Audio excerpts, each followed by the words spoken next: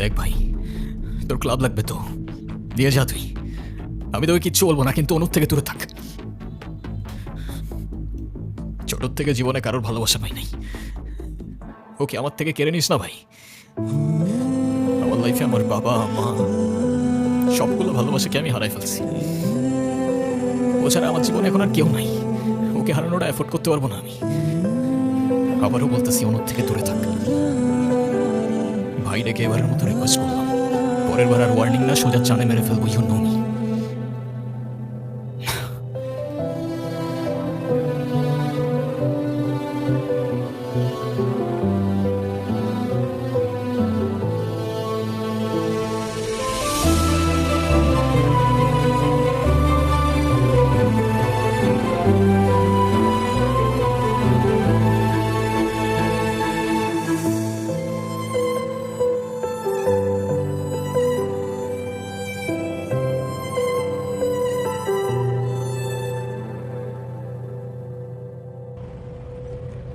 দেখো, আমি অনেক কষ্ট করে বাবাকে ম্যানেজ করছি।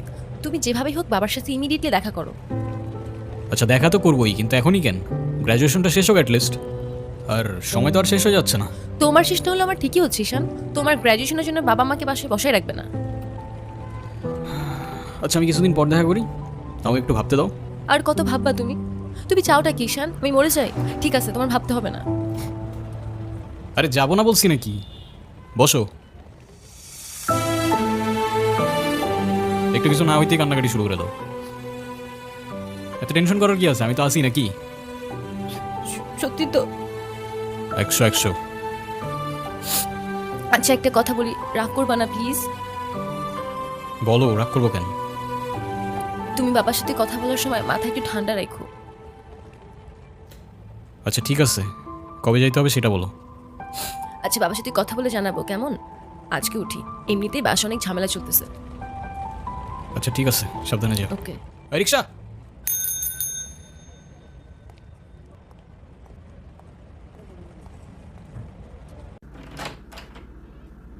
আপু,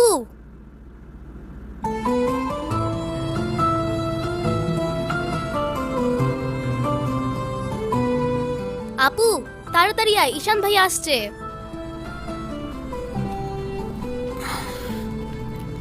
এ নাও, এটা তোমার জন্য। Thank you.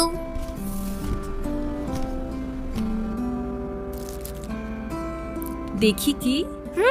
আমাকে দিছে না?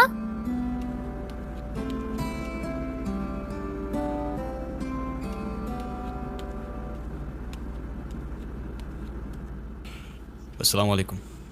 ওয়ালাইকুম আসসালাম। বসো। বাবা। হুম। ও ঈশান। হ্যাঁ, সে তো দেখলাম।